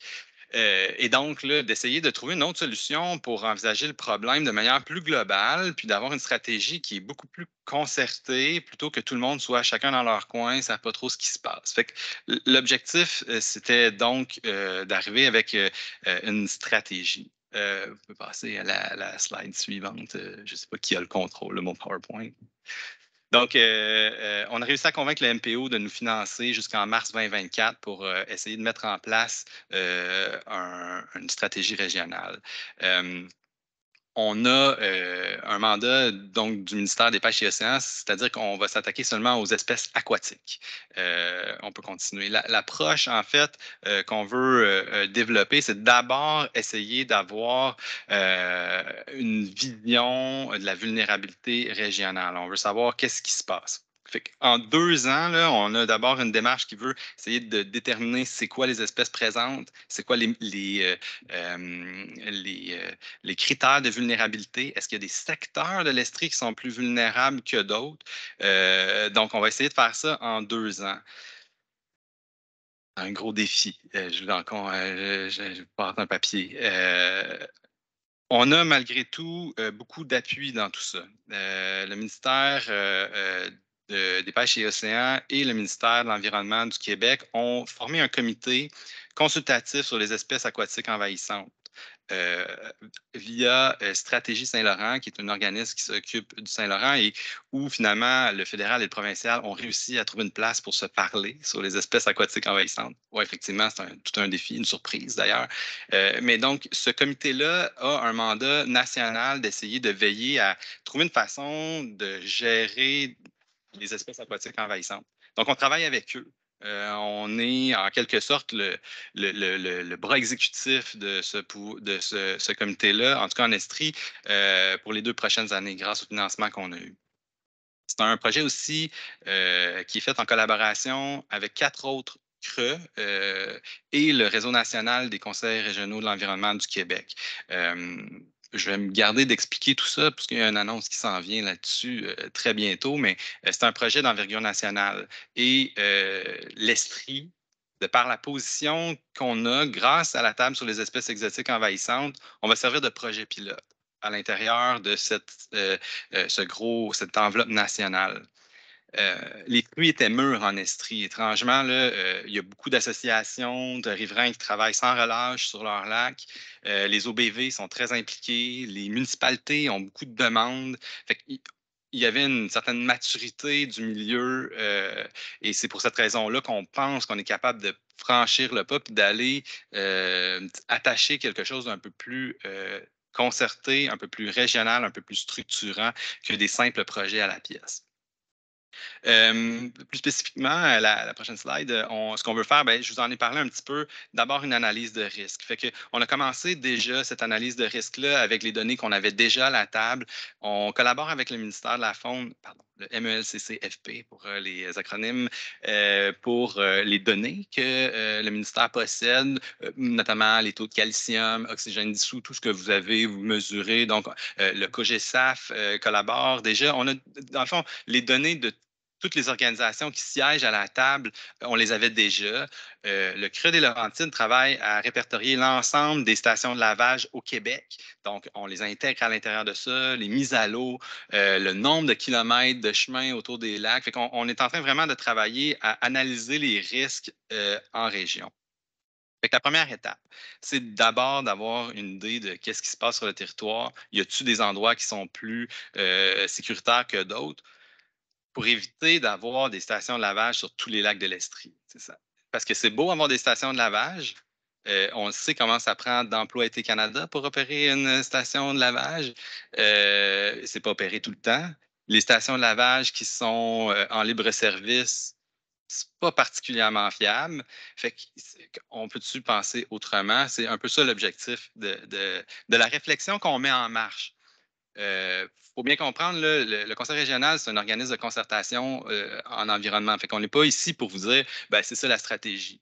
Justement, c'est un petit peu ça qu'on vient vous présenter aujourd'hui. On vous invite à participer aux démarches de concertation pour bien comprendre, bien saisir, bien intégrer les besoins, les défis de chacun des municipalités pour essayer d'avoir une stratégie à la fin du 2 ans de travail qui vous ressemble. Parce que nous, la pire chose, j'avais très peur de ça au départ, c'était qu'on arrive avec de l'argent d'Ottawa, on fasse un beau plan, puis on vous donne ça, puis vous dites, ça marche pas. C'est ça. Fait que là, l'objectif, c'est justement de le faire ensemble pour qu'on arrive à quelque chose. Fait qu'il va y avoir évidemment besoin d'adapter le discours, changer la perspective, parce que c'est un complet renversement là, je pense qu'il est nécessaire. L'option à la pièce ne fonctionnera pas. Ben, en fait, elle va coûter trop cher. On pourra pas, ça marcherait, là, avoir des stations à tous les lacs, mais c'est pas envisageable. J'ai pas l'impression qu'on va être capable de se payer ça collectivement. Deuxième volet très important pour nous, c'est les infrastructures d'eau potable. Puis, dans le fond, là, je continue à me présenter, je m'en excuse, mais je suis aussi conseiller municipal à la ville de Waterville. On a une prise d'eau dans le lac Massawippi, fait que je comprends très bien les enjeux que vous allez vivre. Très rapidement, quand je suis arrivé au conseil régional, j'ai appelé M. Fortier pour lui demander hey, est-ce que vous seriez disposé à venir rencontrer les responsables d'usines de la ville de Waterville, de la ville de North Atlee, du canton d'Atlee, juste pour les mettre au courant de qu'est-ce qui se passe. Puis c'était pas une rencontre nécessairement d'élus, c'était assez technique. D'ailleurs, crépine, vélocité, tous ces mots-là que personne ne comprend, puis les gens d'usine se parlaient ensemble. Je pense que ça m'a donné l'idée de maximiser ce partage de connaissances-là, parce qu'il y a plus d'une trentaine de prises d'eau en Estrie qui se trouvent dans des cours d'eau, que ce soit dans des rivières ou des lacs. Puis je pense que c'est important qu'on essaie de minimiser les coûts de manière assez... il faut minimiser les coûts. En terminant plus spécifiquement, ce qu'on veut arriver à faire au bout du 2 ans, c'est de développer une approche réglementaire harmonisée en Estrie. Tu ne peux pas partir de Sherbrooke puis t'en aller dans le Memphremagog puis pas savoir c'est quoi le règlement, aller dans le granit puis là c'est un autre règlement, c'est pas appliqué pareil. Fait qu'il y avait une volonté de dire comment on va faire là, pour que ça soit simple. Puis, bon, mon ambition, et là, je suis une personne ambitieuse, c'est que le projet pilote permette de dire au gouvernement du Québec ben, tu sais, ça marche, ce règlement harmonisé-là. Pourquoi on ne l'appliquerait pas à la grandeur du Québec? C'est-à-dire que ça serait, d'une part, beaucoup plus simple pour les municipalités, hein, que le règlement soit un règlement provincial. Fait que, l'objectif, c'est d'essayer de développer une collaboration entre les municipalités de l'Estrie, de dire ça se peut, là, on est rendu là, on est capable d'avoir les mêmes règlements, puis prenez-le donc, notre règlement, puis faites-le voter au provincial, ça va être beaucoup plus simple comme ça dans toutes les régions du Québec. Fait que ça, c'est l'ambition. On verra si on sera capable de se rendre là. J'ai beaucoup quand même d'espoir de tout ça. Le réseau national va beaucoup nous aider à faire rayonner l'initiative estrienne et grâce à la collaboration qu'on a avec les fonctionnaires et de Pêche et Océan et du MELCCFP, les fonctionnaires se sont rendus là. En fait, quand ils ont vu notre projet, ils ont dit « Oh, ça, c'était notre projet, là, comment on va faire? » Fait que, ils sont bien contents qu'on le mène, mais ils sont très attentifs à ce qui va sortir de là. Je pense que ça ne serait pas si compliqué là, de prendre ce qui va se faire ici puis de le transposer à l'échelle québécoise. Fait qu'il y a de l'écoute, on sent ça. Le 26 mai, en fait, on veut lancer cette démarche de concertation-là. Donc, on a commencé à inviter déjà des gens qui ont reçu cette invitation-là. On va faire un symposium sur les espèces exotiques envahissantes à l'Université de Sherbrooke qui va être séparé en 2 parties, en fait. La première partie, c'est des chercheurs qui vont venir présenter leurs travaux sur des espèces exotiques envahissantes. C'est ouvert au grand public. Si vous voulez vous joindre à nous, ce sera aussi disponible de manière hybride. C'est, en fait, les projets aussi locaux. Ce n'est pas simplement at large au Québec, c'est aussi des projets qui ont cours dans la région. Fait que ça va être assez intéressant de voir les meilleures pratiques là, qui sont en cours à l'heure actuelle. La deuxième partie de l'après-midi, on veut mettre en place, on a mis en place des tables de discussion, des workshops qui vont nous permettre de commencer à identifier des besoins, des enjeux de différents acteurs. Donc, cette séance-là n'est pas ouverte au public, elle est ouverte aux associations, aux organismes qui travaillent dans le milieu aquatique, les OBV, évidemment, les élus, quelques chercheurs aussi qui seront encore là. Les deux ministres fédérales de la région, Mme Bibeau et Mme Saint-Onge, vont être présentes lors de ces discussions-là pour recueillir nos commentaires. Elles vont probablement animer une table aussi sur des aspects de gouvernance. Fait que, c'est un moment pour nous de mettre sur la table un espace de partage d'informations, d'enjeux qu'on veut récolter, mais aussi, dans un deuxième temps, essayer de tester certaines idées. Parce que cet hiver, on s'est affairé à la fois à faire une revue réglementaire de l'ensemble des MRC de la région estrienne. Donc, on a tous les règlements, puis aussi essayer de voir ce qui se faisait ailleurs. Donc, particulièrement dans l'ouest du Canada, mais aussi aux États-Unis, notamment au Vermont, État de New York, la gestion aussi dans l'ouest américain. Et donc, il y a des idées qu'on voudrait tester, voir est-ce que ça serait applicable ici? Est-ce qu'il y aurait des freins à mettre en place ce genre de stratégie-là? Fait que, idéalement, on veut avoir votre avis là-dessus, puis voir comment on peut développer les lignes de force là, qui seront des consensus à travers notamment les élus là, qui devront voter ce genre de choses-là, les adopter. Et donc, c'est un petit peu l'objectif. Puis, il y a un atelier particulier aussi qui va être réservé aux personnes qui sont des gestionnaires d'usines.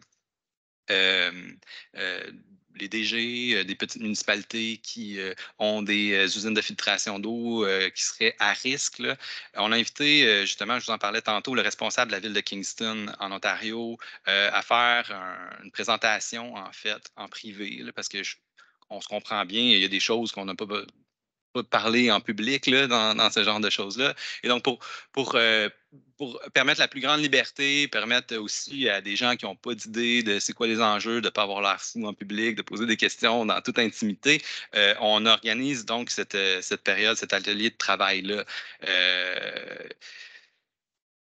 J'ai parlé avec le responsable de l'usine. Je pense que ça va être instructif. Puis les nouvelles ne sont pas bonnes pour Sherbrooke.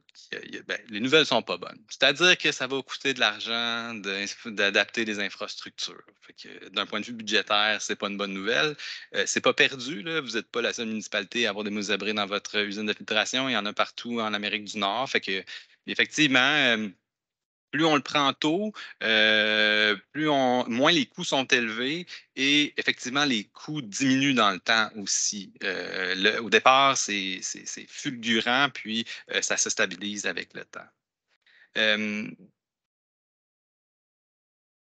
Prochaines étapes, donc 26, on fait le lancement officiel. On a aussi un protocole de surveillance des prises d'eau qu'on va mettre en place fin mai, début juin.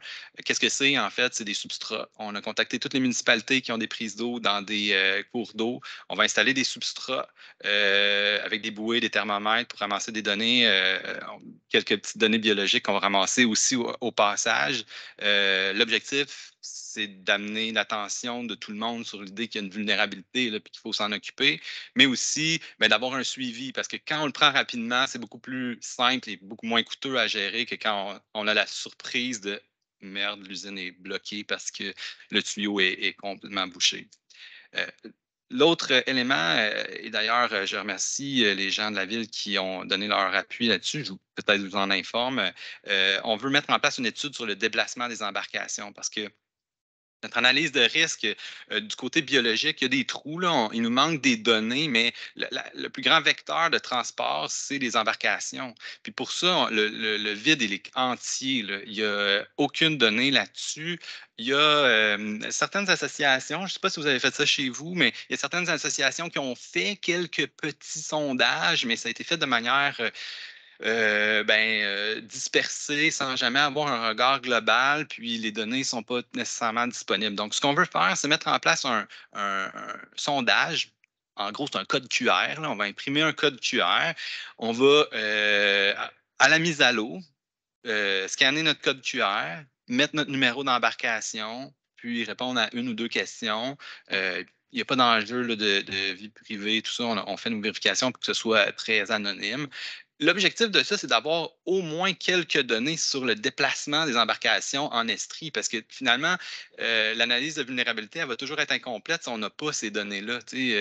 Si au lac Wallace, à Saint-Malo, il n'y a personne qui y va, ben, c'est pas un lac qui est à risque. Le lac Brome, si plusieurs embarcations vont à la pêche sur un même frais, puis ils vont après ça sur le lac Brome, ben là, il y a un énorme risque de contamination. Fait que ça va nous permettre de prioriser, puis de aussi organiser mieux peut-être les installations de décontamination, plutôt que d'avoir une approche où ben, on arrive, on lave, peut-être qu'on va demander ben, allez vous faire laver à tel endroit, puis revenez avec votre ticket, plutôt que d'avoir 1000 stations de lavage en estrie, en avoir quelques-unes stratégiquement positionnées. C'est toutes des choses qu'on va évaluer dans notre démarche de concertation. Aussi, on va faire des activités de sensibilisation au mois de juillet avec le MPO. Ils vont venir avec leur station de lavage mobile et avec leur embarcation pour faire de la patrouille sur certains lacs. On est en train de monter un programme pour faire la sensibilisation. Puis, finalement, à l'automne, ben, on va relancer la démarche de concertation. On se fait une première réunion au printemps, puis à l'automne, on avait de toute façon, historiquement, une rencontre de la table sur les espèces exotiques envahissantes. Donc, on fera cette rencontre-là, puis on va nourrir ces échanges-là avec les résultats qu'on aura eus durant l'été, l'analyse des résultats. Fait que, en fait, je venais vous présenter ça aujourd'hui. J'ai déjà fait parvenir. En fait, j'avais fait cette présentation à la TME, là, la table des MRC de l'Estrie, à tous les préfets. Fait que probablement que vous avez déjà reçu l'invitation par les branches. J'imagine que ça s'est rendu jusqu'à vous.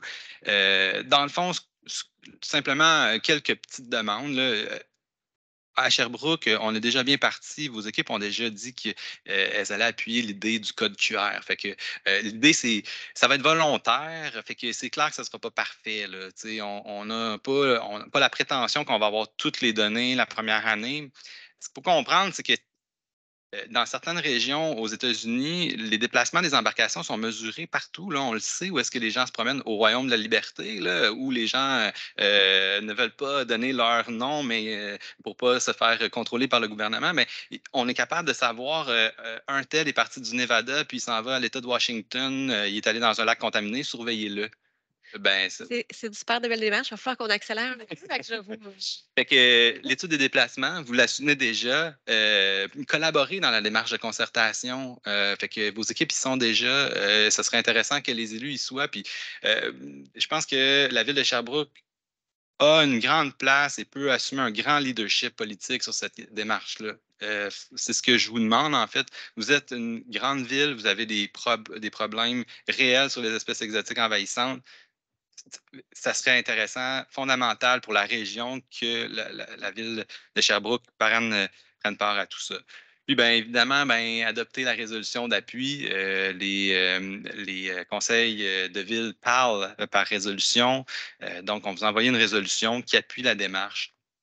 Vous pouvez la modifier à votre guise s'il y a des imprécisions qui vous causent des embûches au niveau politique, il n'y a pas de problème. L'idée derrière tout ça, j'ai essayé de la formuler la plus générale possible, c'est de donner un appui politique à cette démarche-là qui, je pense, là, est absolument nécessaire à l'heure actuelle en région. Merci beaucoup. Avant de passer à la résolution, j'ai 2 questions. Madame Laroche, suivie de Monsieur Dodier. Ben, en fait, c'est pas tant une question, mais juste un commentaire pour nommer mon enthousiasme. À chaque fois qu'on a parlé d'espèces exotiques envahissantes, on se dit, nous, on veut agir, mais si on le fait tout seul dans notre coin, ça ne donnera jamais rien. On est tous interconnectés, il faut avoir une vision régionale. Il y avait déjà des tables de concertation et tout, mais de voir que là, ça prend forme, qu'on se donne vraiment les moyens, même au niveau réglementaire, d'essayer de trouver les meilleures solutions. Moi, je suis juste très, très enthousiaste à ça. Merci. Monsieur Dodier? C'est de la musique à nos oreilles également, Monsieur Blanchette.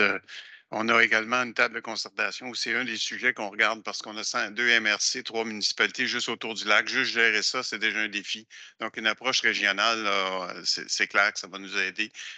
Vous avez mentionné 2 éléments importants. Moi, j'ai une crainte par rapport, il y a au moins une douzaine d'espèces envahissantes. On en parle de 2 aujourd'hui, puis on est prêt avec 2. Il y en a 10 autres qui me font peur aujourd'hui, puis que je ne sais pas quand est-ce qu'ils vont nous frapper, quel est le prochain désastre. Fait que ça, c'est certainement un élément. L'autre élément, vous avez dit aussi, est-ce qu'on peut être un pilote puis éviter de contaminer tous nos lacs de la région? Donc, ça, je pense qu'il y a un élément aussi intéressant à regarder de la façon de faire. Fait que je pense qu'il y a une urgence à adresser ces choses-là. Je vois qu'il y a un momentum pour avoir notre collaboration pour contribuer. Là. Merci. Madame Lefebvre? Oui, bien, j'irais dans le même sens que les commentaires. Là, je trouve que c'est vraiment une initiative très, très positive et intéressante, puis qui peut profiter à toute la province et ça peut se multiplier, tant mieux.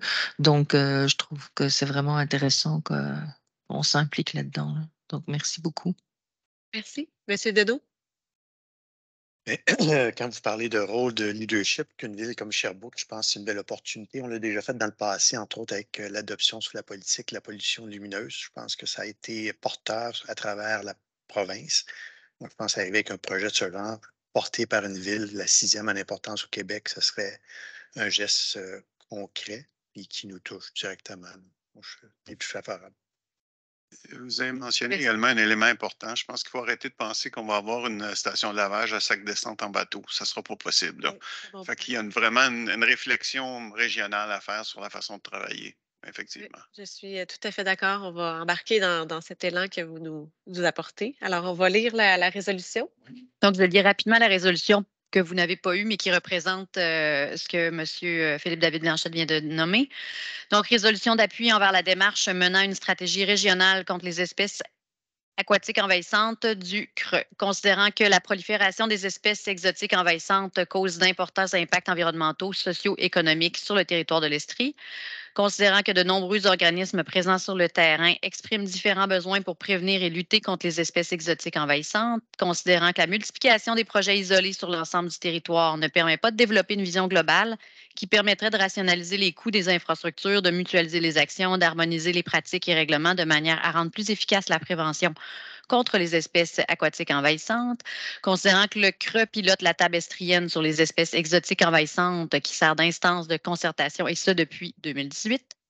Considérant que le CRE sert de projet pilote dans le cadre du projet d'envergure nationale financé par le ministère des Pêches et Océans pour les 2 prochaines années, dont l'objectif est de développer une stratégie régionale contre les espèces aquatiques envahissantes à travers une concertation régionale qui implique les ministères concernés, les MRC, les municipalités, les organismes de bassin versant et certains organismes à but non lucratif. Considérant que ce projet national regroupe 4 conseils régionaux en environnement et le réseau national des conseils régionaux en environnement du Québec et que cela permet au CRE d'avoir accès à d'importantes ressources. Considérant que la stratégie vise plus spécifiquement les espèces aquatiques exotiques envahissantes dans le cadre de la première phase, telle que, je vous épargne la lecture latine. Considérant que le projet se fait en étroite collaboration avec le comité consultatif sur les espèces aquatiques envahissantes qui est composé du ministère des Pêches et Océans, du ministère de l'Environnement, de l'Union des municipalités du Québec, du réseau régional des organismes de bassin versant, du réseau national des conseils régionaux en environnement du Québec, de Stratégie Saint-Laurent, de l'Institut de développement durable des Premières Nations du Québec et du Labrador et de la Corporation des officiers municipaux en bâtiment et en environnement du Québec. Considérant que les professionnels de la MRC participent à la démarche de concertation menée par le CRE pour établir les besoins régionaux et locaux à propos des espèces aquatiques envahissantes, considérant que cette stratégie pourrait également viser que les espèces exotiques envahissantes et terrestres soient dans le cadre d'une éventuelle phase 2. Il est proposé que la Ville de Sherbrooke appuie la démarche menant à l'élaboration de la première stratégie régionale au Québec contre les espèces aquatiques envahissantes à travers une concertation régionale, qu'elle s'engage à participer à la mise en œuvre des actions pour soutenir la stratégie précitée. Super. Aviez-vous un commentaire? Oui, ben c'est une question, mais pas sur la résolution comme telle. C'est une question résiduelle. OK. Allez-y. Ben, en fait, non, mais c'est juste pour savoir. Moi, la résolution comme ça me va. C'était plus pour savoir parce que là, j'ai entendu que le lancement de la démarche, ça serait le 26 mai. Oui. Est-ce qu'on est capable de faire cheminer cette résolution-là jusqu'au conseil municipal avant? Puis ce serait le fun de pouvoir dire qu'on est présent pour le 26 mai, mais je sais qu'on est dans des délais super serrés. Mais... On va voir comment on peut le faire cheminer, mais je sens que oui, parce que c'était bien, bien connu aussi du côté du cabinet de la mairie. Excellent. Fait que je pense que tous mes collègues sont favorables à ce qu'on recommande cette résolution. Mais je veux dire, la journée du 26 mai, c'est une journée très chargée au point de vue politique. Là. Il y a Oui. M. Boulet qui va être à Sherbrooke, Mme Guilbeault va être à Sherbrooke. Donc, peut-être une journée peut-être plus difficile d'avoir des gens présents. Là. En tout cas, on a les 2 ministres fédérales, là, fait qu'on était bien content d'avoir 2 ministres à notre consultation. Si vous pouvez nous en inviter quelques autres, on est preneurs. Vous avez dit qui allait être présent le 26? Le ministre Boulay, OK. qui va être à la Chambre de commerce le matin. OK. Et durant la journée, il y a le ministre Guilbeault qui fait une petite tournée régionale ici, là. Donc, je pense que son agenda est pas mal plein, mais J'imagine. avez-vous contacté Bonne le journée. ministre Charest, le ministre de l'Environnement? Oui, on était en contact avec